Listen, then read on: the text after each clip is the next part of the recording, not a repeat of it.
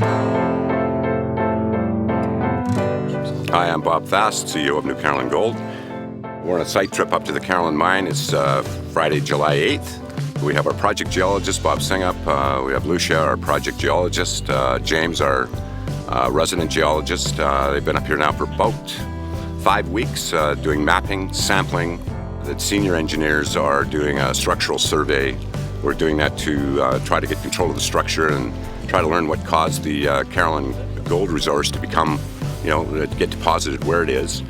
And we're hoping to be able to apply that geoscience to the rest of the project. There's about 7 other gold zones that we're really interested in having a look at, and we're hoping that we get a good understanding of what's called structural control at the Carolyn Mine, and then apply it to the McMaster and the Ward and the Emancipation and the Orem and the Pipestem. These were all historical mines with underground adits.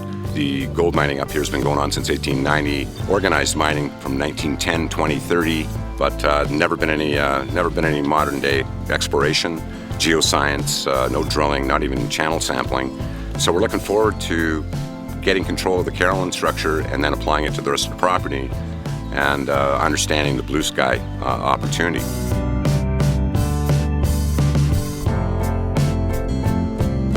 You're looking right now out over the tailings pond. It's about 3 by 400 meters. We have a current 43-101 resource on the tailings indicated of 23,900 ounces and 5,000 inferred. We drilled about 62 drill holes here to prove up that resource.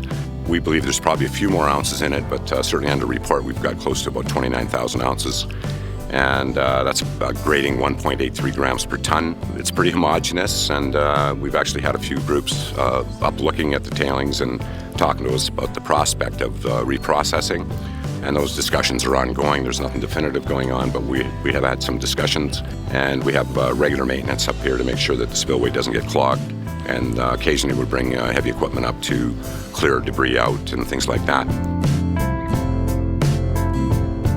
I'm Ray Mullany, and I'm here because of Bob and other gentlemen associated with building a mining company. And my job, if it's a job, hardly a job, my life's work and passion has been uncovering, no pun intended, value and opportunity, 2 different things. Opportunity here is tremendous. There's a fine line between dreaming and realistic appraisal of great opportunities. And the big challenge is to figure out where is the challenge, what information can we garner to identify the magnitude of the opportunity and not be dreamers. Because our nature is to either shy away from everything or to move towards things exciting. And we have to put our nature aside and evaluate to the best of our ability what are realistic potentials from properties like these, and what's the realistic potential of the management.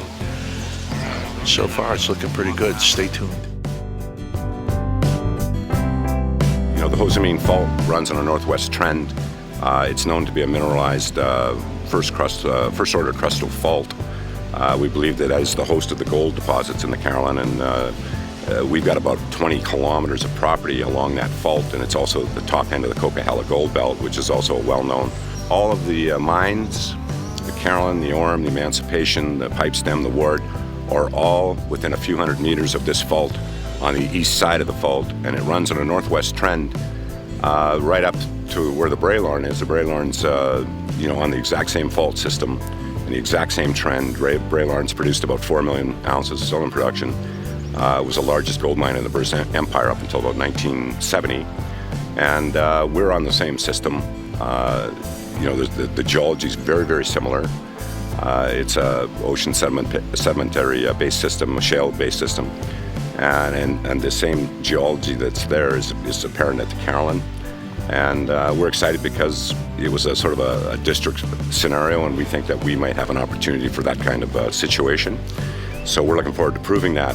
As mentioned, there's been 30 mines and high-grade outcroppings and artisan workings along this fault, but no real modern-day geoscience, which is being done now by Bob Singh and Lucia, our project geologist, and the other structural geologists that we've had up here on contract. We're going to do about another 3 or 4 weeks of mapping, sampling, channel sampling underground, get structural control of the Carlin, and then put the drill in the ground.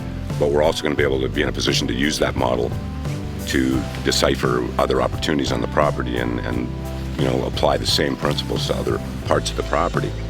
So we're excited because what's happened at the Braylorn, big greenstone associated with the shales, and we believe that there's a real opportunity here, and it needs some money spent on it. And we're going to start that this year.